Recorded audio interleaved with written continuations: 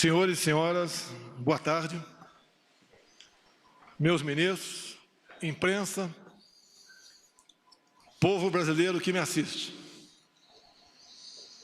Sabia que não seria fácil. Uma coisa é você admirar uma pessoa, a outra é conviver com ela, trabalhar com ela.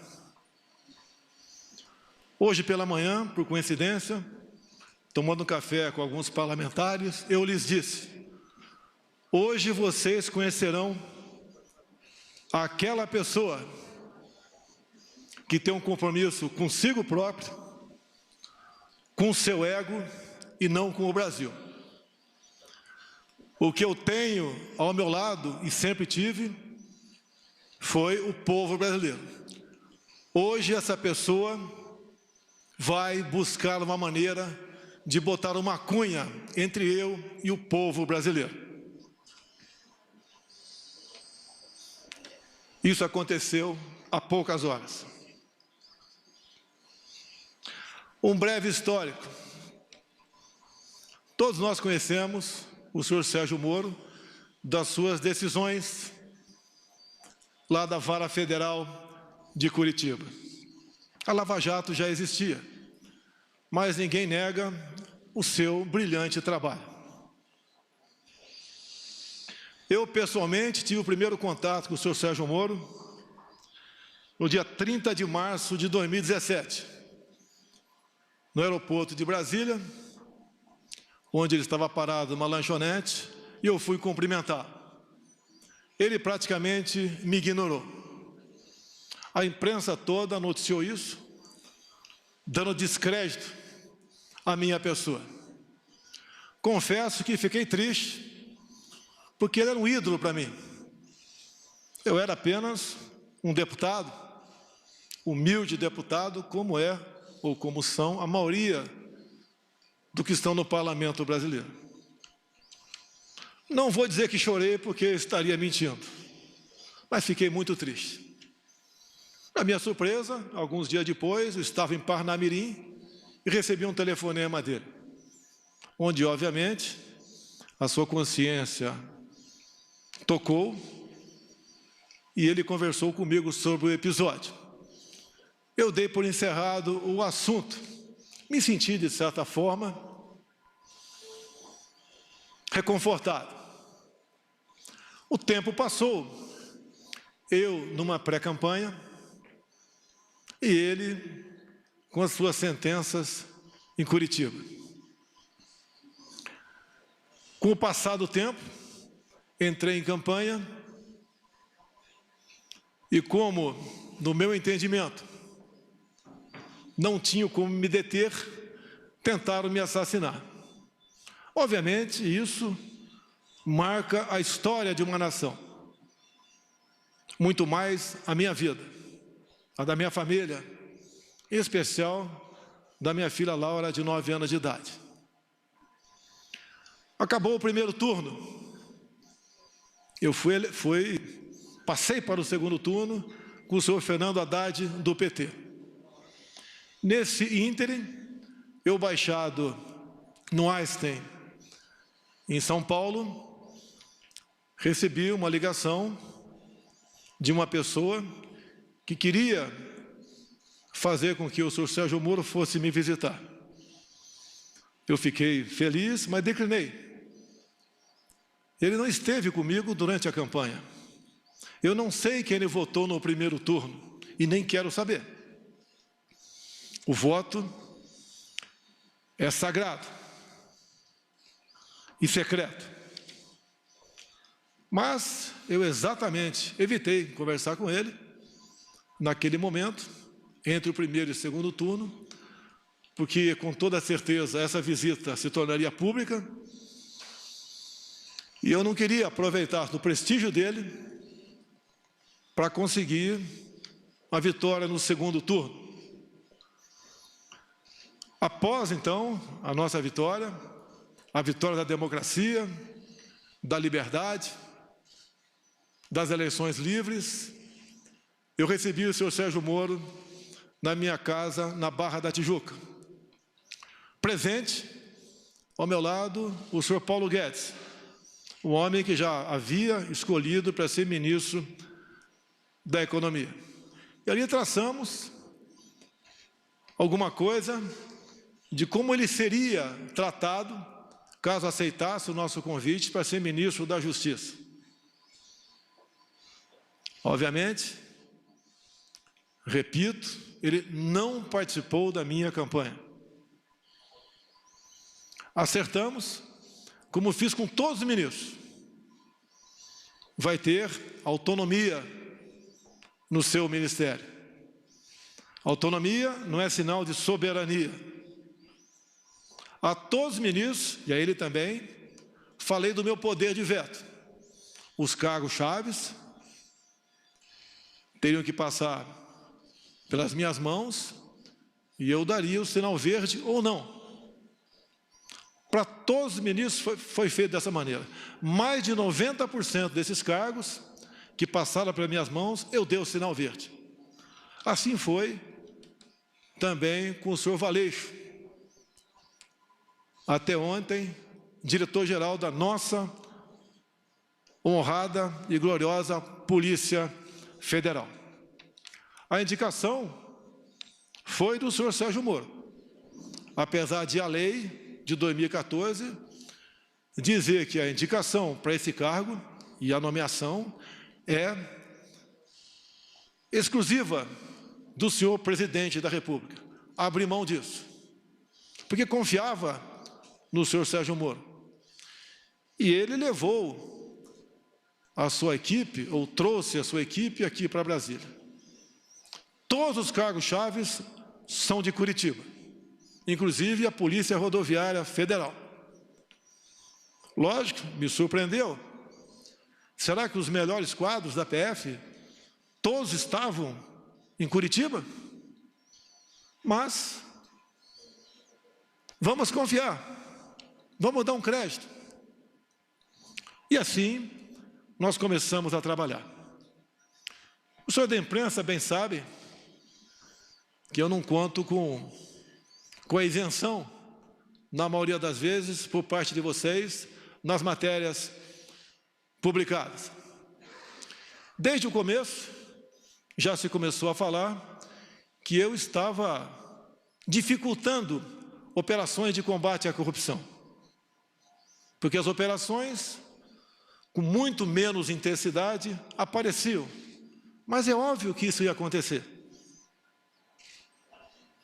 Se as nossas indicações para ministérios, bancos oficiais e estatais não passavam por indicações partidárias, está na cara que a fonte da corrupção não era tão abundante quanto antigamente. Isso começou a bater sobre mim, como se eu tivesse contrário à Lava Jato. Isso não é verdade. As grandes operações da PF no passado foram em cima de estatais ou de empreiteiros que faziam obras e arrancavam recursos via bancos oficiais, em especial o BNDES. Nós botamos um ponto final nisso. Isso foi muito caro para mim. Poderosos se levantaram contra mim. E é uma realidade. É uma verdade. Eu estou lutando contra um sistema, contra o establishment. Coisas que aconteciam no Brasil, praticamente não acontecem mais. E me desculpe a modéstia, em grande parte, pela minha coragem de indicar um time de ministros comprometido com o futuro do Brasil.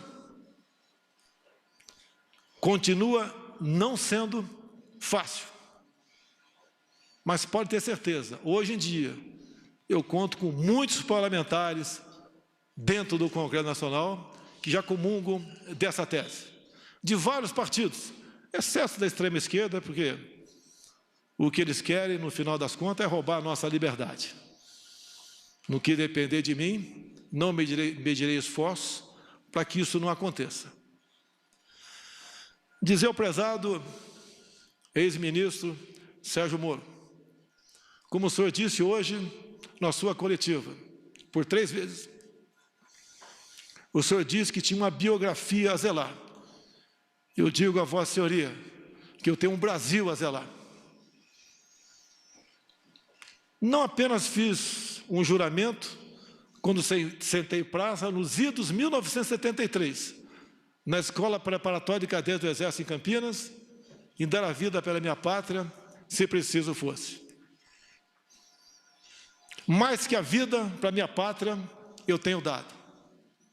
Eu tenho dado o desconforto da minha família, as acusações mais torpes possíveis, não só contra a minha família, bem como aqueles que estão ao meu lado.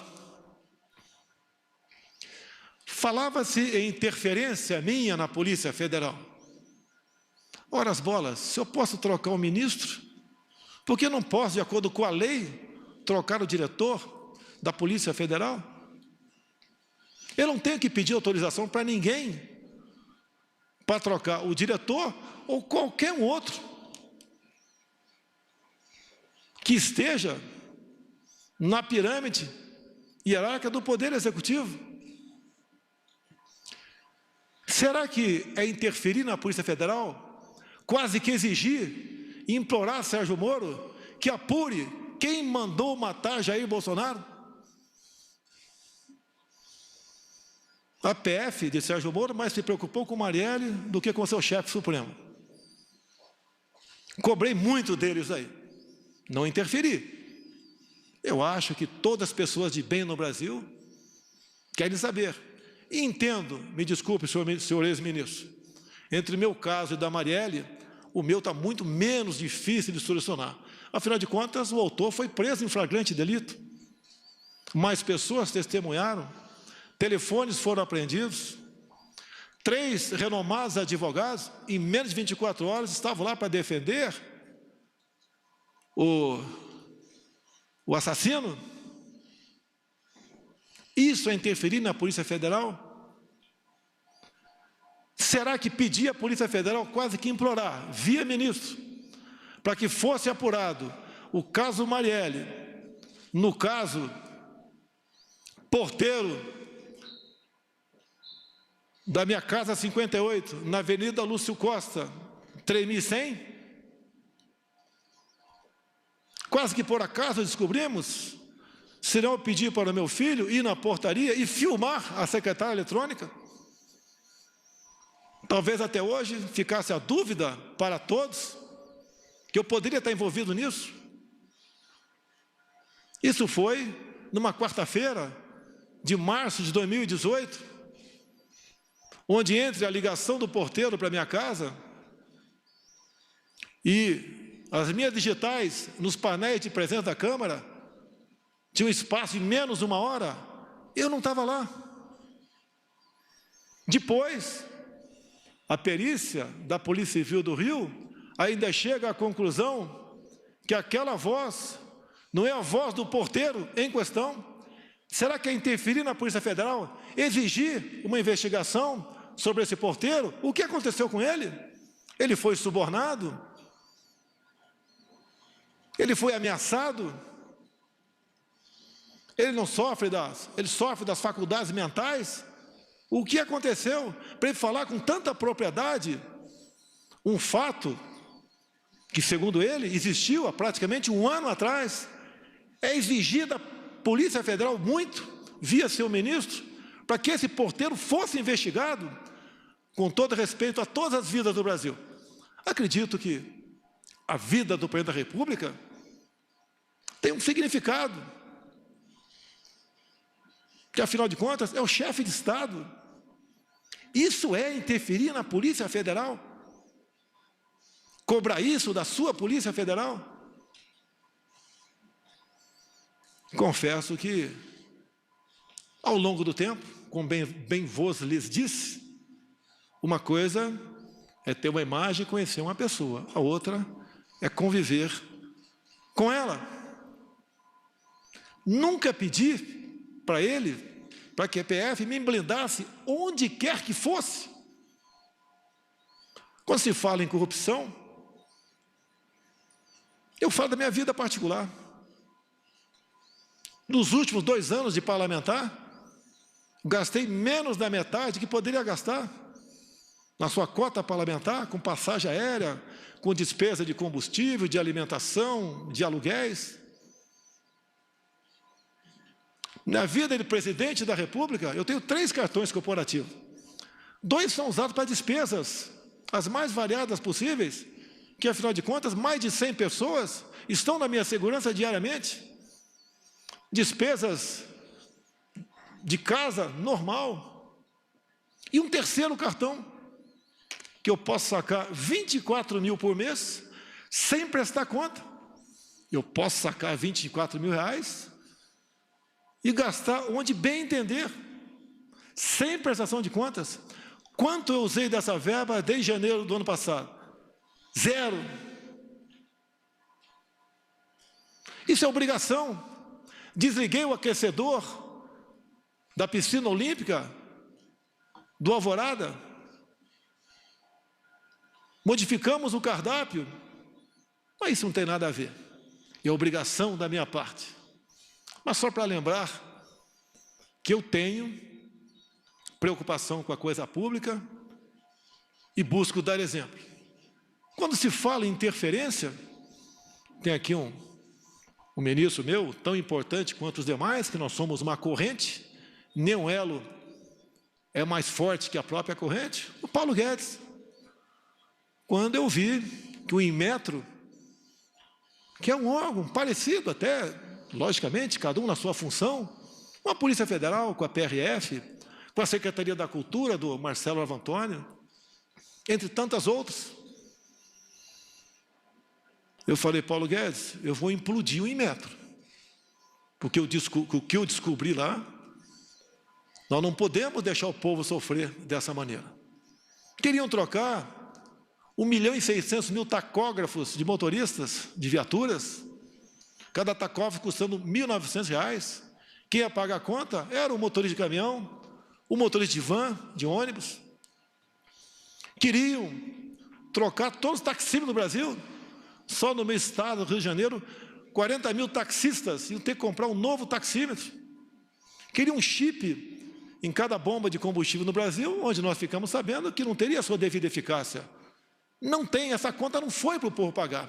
A obrigação do Inmetro é, obviamente, atestar a qualidade de muita coisa e, de preferência, obviamente, evitar onerar o nosso já sofrido povo brasileiro com a pesada carga de impostos que tem.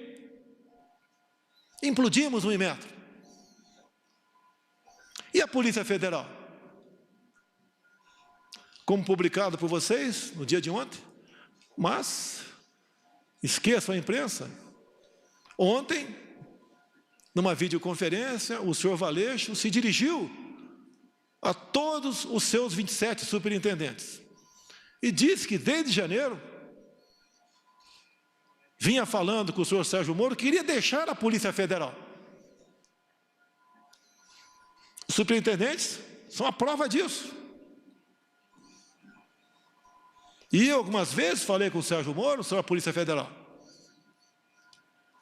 Quando eu me elegi, havia uma ideia por parte de policiais, muitos trabalhavam comigo, em torno de 60 em rodízio, eu tinha direito a isso pela legislação, até o maior efetivo, por ser o candidato com maior chance, e mesmo assim, apesar de todo o trabalho da Polícia Federal, não conseguiu evitar a tentativa de homicídio, mas eu digo, foi a Polícia Federal, com seu trabalho técnico, preventivo, que também foi um elo na salvação da minha vida. Porque a cada ponto, a cada esquina que eu passava, eles tinham um plano da minha evacuação, caso sofresse alguma coisa. Então, a Polícia Federal, em primeiro lugar, eu devo a minha vida a esses homens, bem como alguns policiais militares de Brasília e do Rio que voluntariamente estavam lá em Juiz de Fora. E o que eu quero, o que nós queremos da Polícia Federal, que ela seja usada em sua plenitude, que as suas operações sejam, no mínimo, mantidas, no que depender de mim, potencializadas, que é com o trabalho dela que nós damos esperança, num primeiro momento, à população brasileira. O combate à corrupção, o combate ao crime organizado. E, como mesmo o senhor Valeixo disse que estava cansado, eu comecei a fazer gestões junto ao ministro para trocarmos o diretor-geral da Polícia Federal. Era a intenção dele, como ele declarou ontem, que desde janeiro queria sair. Nós cansamos, nós não somos máquinas. No dia de ontem, eu conversei com o senhor Sérgio Moro, só eu e ele, como na maioria das vezes nossas conversas, onde eu sempre abri o coração para ele. Eu já duvido se ele sempre abriu o coração para mim. Eu sempre disse aos meus ministros, a confiança tem que ter dupla mão. O ministro quer que eu confie nele, quer e tem razão, mas eu também quero que o ministro confie em mim. Sempre falei para ele, Moro, não tenho informações da Polícia Federal.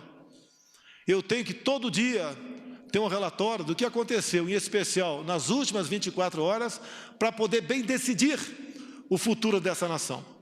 Eu nunca pedi para ele o andamento de qualquer processo, até porque a inteligência com ele perdeu espaço na justiça, quase que implorando informações. E assim, eu sempre cobrei informações dos demais órgãos de inteligência oficiais do governo, como a ABIN, que tem à frente um delegado da Polícia Federal, uma pessoa que eu conheci durante a minha campanha e tem um nome e é respeitado pelos seus companheiros. E conversando ontem com o Moro, entre muitas coisas, até que chegou na questão Valeixo, eu falei, está na hora de botar um ponto final nisso.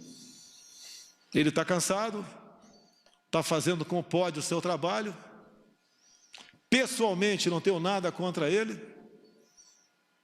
Conversei poucas vezes com ele durante 1 ano e 4 meses. Sim, poucas vezes, mas conversei com ele. E a maioria das vezes estava o Sérgio Moro do lado.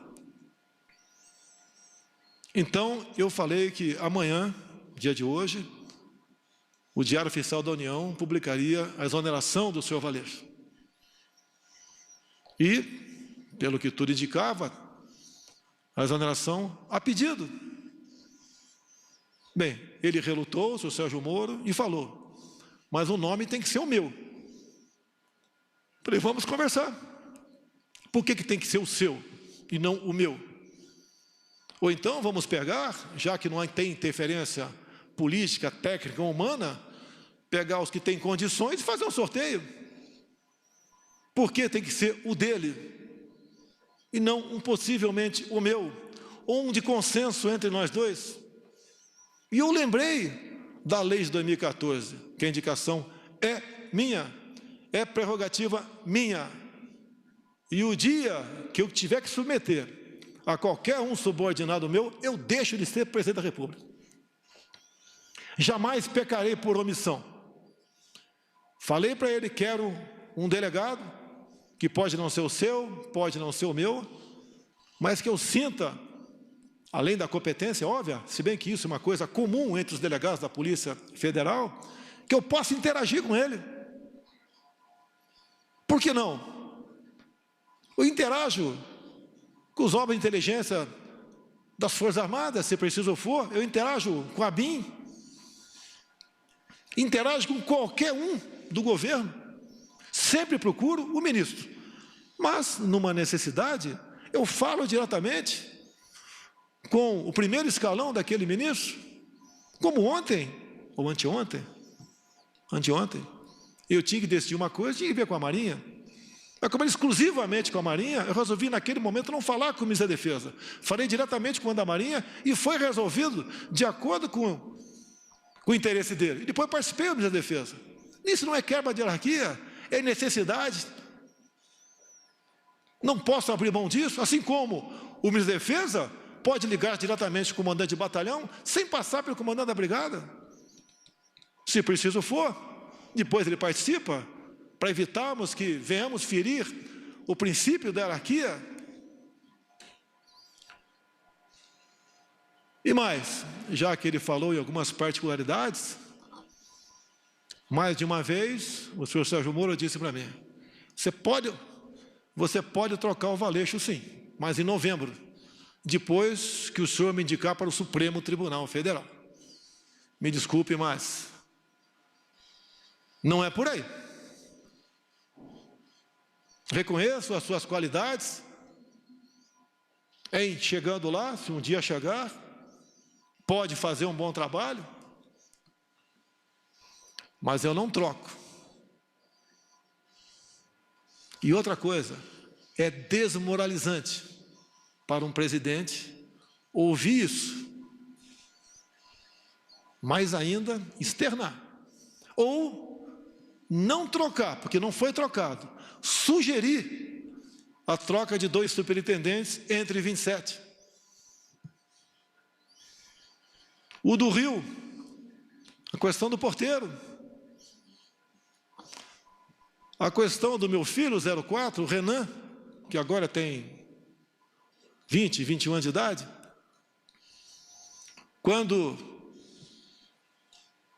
no clamor da questão do porteiro, do caso Adélio, que os 2 ex-policiais teriam ido falar comigo, também apareceu que o meu filho 04 teria namorado a filha desse ex-sargento. Eu comecei a correr atrás. Primeiro eu chamei meu filho. Abre o jogo. Pai, eu saí com metade do condomínio, nem lembro quem é essa menina, se é que eu estive com ela. Hoje a vida é assim. A intenção de dizer que o meu filho namorava a filha do ex-sargento era que nós tínhamos um relacionamento familiar. Eu não me lembro dele. Pode ser até que tenha tirado foto com ele. Durante pré-campanha e campanha era comum eu tirar em média 500 fotografias por dia, porque essa era a minha imprensa. E daí eu fiz um pedido para a Polícia Federal, quase com por favor, chegue em Mossoró e interrogue o ex-sargento. Foram lá, a PF fez o seu trabalho, interrogou e está comigo a cópia do interrogatório, onde ele diz simplesmente o seguinte: a minha filha nunca namorou a filha do presidente Jair Bolsonaro, que a minha filha sempre morou nos Estados Unidos. Mas eu é que tenho que correr atrás disso? Ou é um ministro, ou é uma Polícia Federal que tem que se interessar? Não é para me blindar, porque eu não estou em curso em nenhum crime. A mídia, outras instituições já me botaram de cabeça para baixo, chacoalharam tudo. Levantaram até que com 5 anos de idade, revista Época, eu chamava uma mulher de gorda em Eldorado Paulista. Descobriram, eu nem sabia, que a avó da minha esposa já foi presa por 3 anos por tráfico de drogas. Confesso que não sabia. E se eu soubesse, teria casado com a senhora Michele assim mesmo. Fiquei sabendo através de vocês também que a mãe da senhora Michele cometeu o crime de falsidade ideológica. Na sua inocência, em vez de fazer uma cirurgia plástica para ficar mais jovem, né, mais bonita, ela resolveu fazer uma cirurgia na certidão de nascimento, diminuindo 10 anos a sua idade. Esse foi o crime dela. Se coloca em público isso daí, para escrotizar, para dizer que ela não tem caráter. O caso Queiroz, eu conheço o Queiroz desde 1984, no 8º grupo de campanha paraquedista, foi para a Polícia Militar, depois de um tempo, fizemos amizade, veio trabalhar comigo, com meu filho. O que porventura ele faz, ele responde pelos seus atos. Não foi por uma, foi por 2 vezes que o Queiroz teve dívida comigo. Me pagou com cheques. E não veio para minha conta esse cheque, porque eu simplesmente deixei no Rio de Janeiro. Não estaria na minha conta. E não foram 24 mil reais, foi 40 mil reais. Desde o primeiro momento. Não é porque uma pessoa, porventura, faz algo de errado, está do nosso lado. Você tem que ser responsabilizado. E o tempo todo ser cobrado por isso.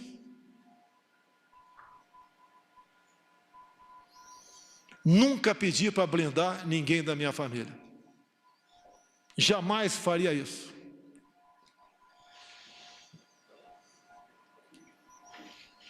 Agora, eu lamento que aquela pessoa que mais tinha que defender dentro de uma legalidade não faz.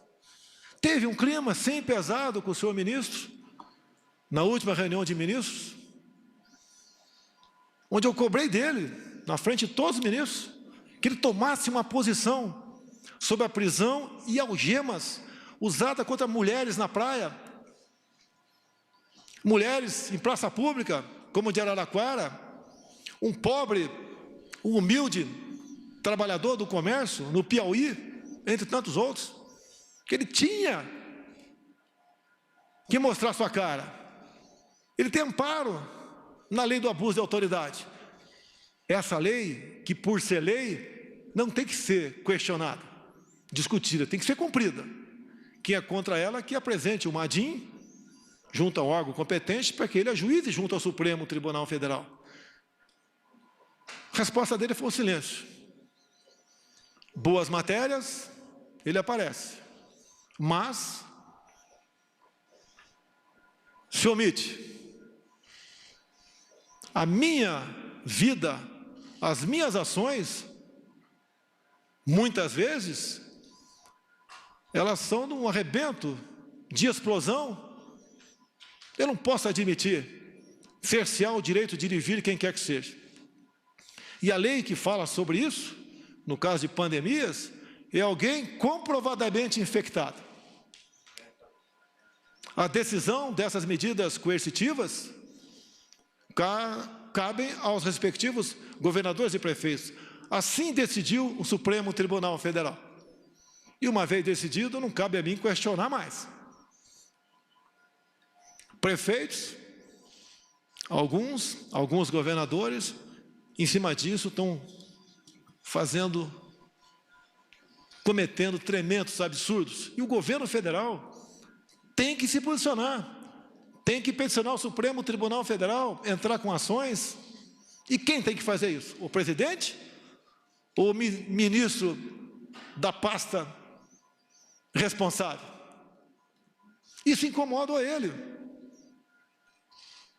É um ministro, lamentavelmente, desarmamentista, dificuldades enormes com decretos para facilitar para os CACs ou para aqueles que têm uma arma, a compra de armamento, de munição.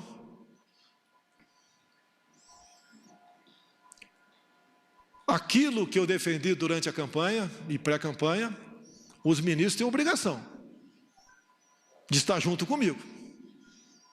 Caso contrário, não estão no governo certo. Não tenho mágoa do senhor Sérgio Moro. Hoje pela manhã, acredito que 7 ou 8 deputados, ou meia dúzia, tomaram café comigo. E eles estão à vontade, se quiser falar ou não. Eu lhes disse, hoje vocês vão conhecer quem realmente não me quer na cadeira presidencial. Esse alguém não está no Poder Judiciário, nem está no Parlamento Brasileiro. Não lhes disse o nome. Falei, vocês vão conhecê-lo às 11 da manhã. repetindo a vocês, veio com a cunha. Se ele quer ter independência, como eu tenho, autoridade, ou se quisesse, poderia vir candidato em 2018.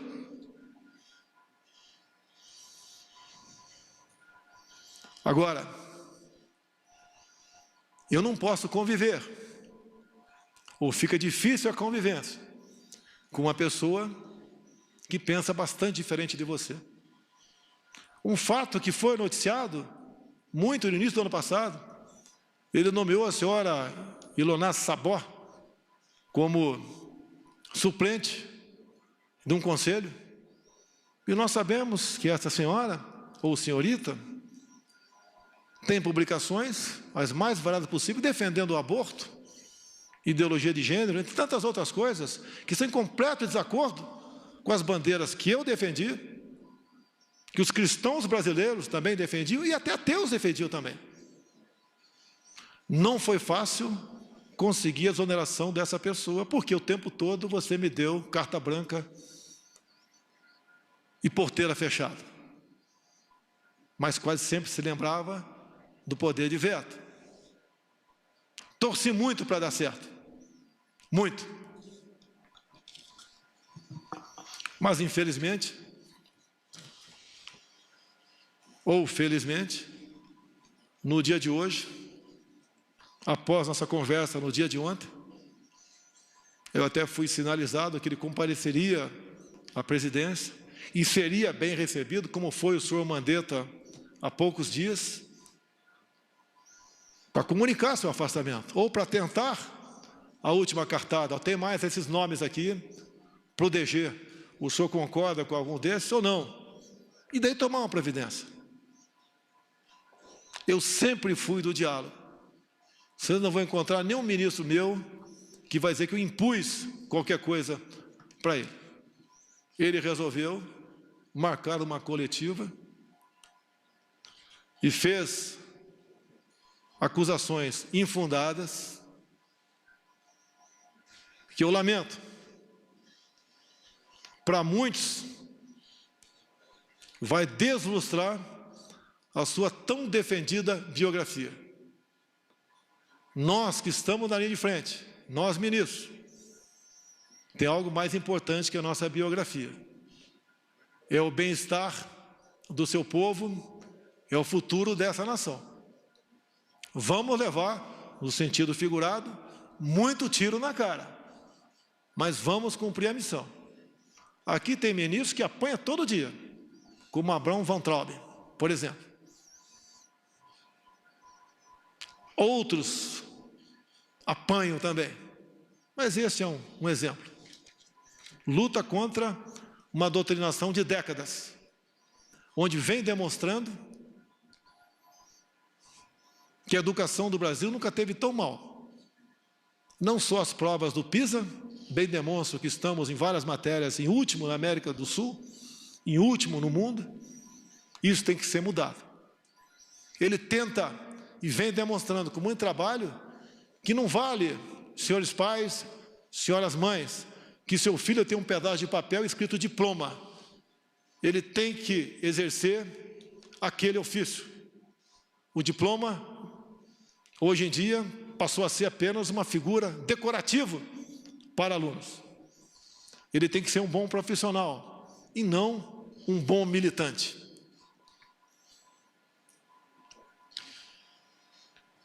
Três páginas bem curtas apenas aqui, eu vou ler e dar o encerramento a essa coletiva. Meu compromisso é com o Brasil e com a democracia. Sempre dei plena liberdade aos meus ministros, sem abrir mão do meu poder de veto e da minha autoridade como presidente da República. Sempre mantive diálogos republicanos com todos os meus ministros. Temos discordâncias e convergências, mas em qualquer situação mantive o respeito à opinião de todos.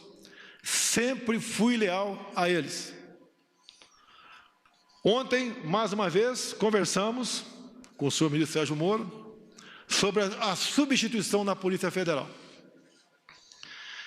Esperava, em conjunto com o senhor ministro, definir um nome para dirigir a instituição, ainda que, pela lei, esta seja uma prerrogativa exclusiva do presidente da República. Estou decepcionado e surpreso com o seu comportamento. Não se dignou a me procurar e preferiu uma coletiva de imprensa para comunicar sua decisão. Meu compromisso é com a verdade, sem distorções. Não são verdadeiras as insinuações de que eu desejaria saber sobre investigações em andamento. Nos quase 16 meses em que esteve à frente do Ministério da Justiça, o senhor Sérgio Moro sabe que jamais lhe procurei para interferir nas investigações que estavam sendo realizadas. A não ser aquelas, não vi interferência, mas quase como uma súplica sobre o Adélio, o porteiro e meu filho 04. Sobre a exoneração do Dr. Valeixo, diretor-geral da Polícia Federal, pela Lei 13.047, 2014, é prerrogativa do Presidente da República a nomeação e a exoneração do diretor-geral, bem como de vários outros cargos da administração direta. A exoneração ocorreu após uma conversa minha com o ministro da Justiça, pela manhã de ontem. À noite, eu e o doutor Valeixo conversamos por telefone e ele concordou com a exoneração a pedido. Desculpe, senhor ministro, o senhor não vai me chamar de mentiroso. Não existe uma acusação mais grave para um homem como eu, militar, cristão e presidente da República, ser acusado disso. Essa foi a minha conversa com o doutor Valeixo. E mais ainda, não só a imprensa publicou, no dia de ontem e de hoje, bem como, entre aspas, o doutor Valeixo, em contato com a Superintendência do Brasil, comunicando que estava cansado, que desde janeiro queria sair. Então não foi uma demissão que causasse surpresa a quem quer que fosse. A PF é uma instituição de Estado. Ela deve se conduzir de acordo com a Constituição Federal e as leis do país. Não importa quem as conduza. Não abro mão disso. Não existe possibilidade de interferência na Polícia Federal. Sua própria estrutura e seus profissionais garantem a autonomia de suas investigações. Esta autonomia é inerente à instituição, independente de governos. Não posso aceitar minha autoridade confrontada por qualquer ministro. Assim como respeito a todos, espero o mesmo comportamento. Confiança é uma via de mão dupla. Continuarei fiel a todos os brasileiros. Seguirei no combate à corrupção, às organizações criminosas e no trabalho para a redução da criminalidade. O governo continua. O governo não pode perder sua autoridade por questões pessoais de alguém que se antecipa a projetos outros. Travo o bom combate. A minha preocupação é entregar o Brasil para quem vier me suceder no futuro, bem melhor do que recebi em janeiro do ano passado. Confio nos meus ministros, nos servidores públicos, que têm nos ajudado a vencer a estes obstáculos. O Brasil é maior do que qualquer um de nós. Esse é o nosso compromisso, esse é o nosso dever de servir a pátria. A pátria vai ter de cada um de nós o seu empenho, o seu sacrifício e, se possível, se for necessário, o teu sangue para defender a democracia e a liberdade. Meu muito obrigado a todos os senhores. Está encerrado este pronunciamento.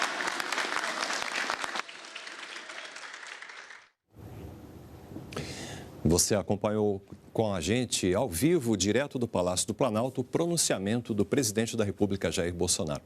Continue agora com a programação da TV Brasil e siga bem informado também pelas nossas redes sociais.